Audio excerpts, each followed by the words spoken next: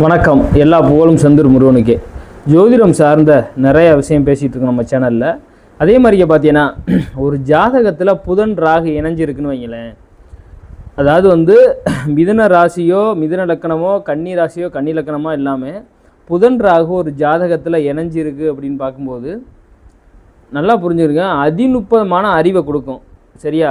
எந்த சூழ்நிலையும் அவங்க பொழைச்சிக்கிற சாமர்த்தியத்தனை கொடுக்கும். கேடியும் கில்லாடியும். கேடினா யார் அப்படின்னா பார்த்தீங்கன்னா ராகு, கில்லாடினா புதன். சரியா? கேடியும் ராகு இணைஞ்சிருச்சு அப்படின்னா கண்டிப்பாக பார்த்தீங்கன்னா அதி புத்திசாலித்தனம் கொடுக்கும். எந்த சூழ்நிலையும் அவரோட பேச்சு திறமையால் ஒரு சாதுரியத்தை வெளியில் வந்துடுற மாதிரி சூழ்நிலை இருக்கும். பெரட்டி பேசுகிற சூழ்நிலையும் கொடுக்கும். சரியா? ராகு எப்போவுமே நேர் வழியில் கொடுக்காது, ஏதாவது ஒரு டார்கெட் குறுக்கு வழியை கொடுக்கும். சரியா? அது மாதிரி சிந்தனையெல்லாம் கொடுக்கும்.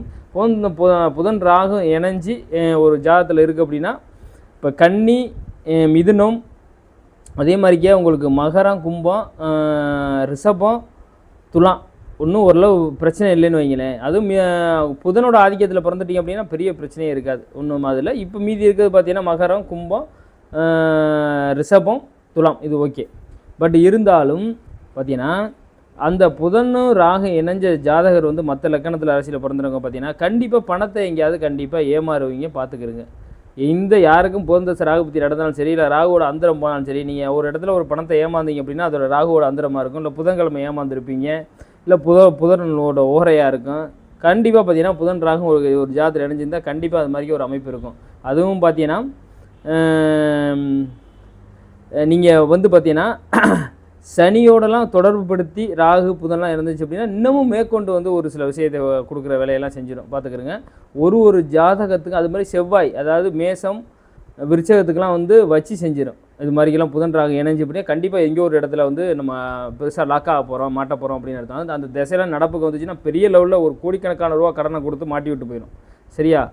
பயங்கரமான ஒரு கஷ்டத்தை கொடுக்குற சொல்லுங்க. விருச்சகம் மேசத்துக்கெலாம் பார்த்தீங்கன்னா புதன் ராகு இணைஞ்சு திசையெல்லாம் நடத்திடுச்சின்னு வைங்களேன், செம்பிளாலாம் இருக்காது, வலுத்து எடுத்துரும் நம்மளை. சரியா?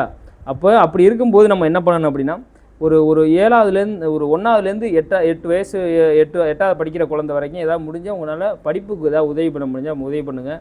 இது ஒரு பெரிய ஒரு வாழ்வியல் பரிகாரமாக இருக்கும். அதே மாதிரியே அவங்களுக்கு நோட்டு பேனா பென்சிலு, அதே மாதிரியே சாப்பாடு வாங்கி கொடுக்குறது, இது மாதிரி செய்யுங்க. எங்கேயாவது ஒரு பள்ளிக்கூடத்து பிள்ளைங்கன்னா நிற்கிது, பள்ளிக்கூடம் போக முடியாமல் இடையில நிற்கிறாங்க, நீங்கள் போகிற வழியில் நிற்கிறாங்க அப்படின்னா கூட்டி கொண்டு போய் விடுங்க. இதெல்லாம் உங்களோட இந்த தசை நடக்கிறவங்களுக்கு விருச்சகம் மேசராசிக்கு ரொம்ப ஒரு நற்பலனை கொடுக்குற வேலையை கண்டிப்பாக செய்யும், பார்த்துக்கிறங்க. இது மாதிரியும் உங்கள் ஜாதகத்தில் இருக்கா அப்படிங்கிறத பார்த்து தெரிஞ்சுக்கிட்டு நல்லா வாழுங்க. ஜோதிடம் சார்ந்த நிறையா விஷயம் நம்ம சேனலில் பேசுவோம்.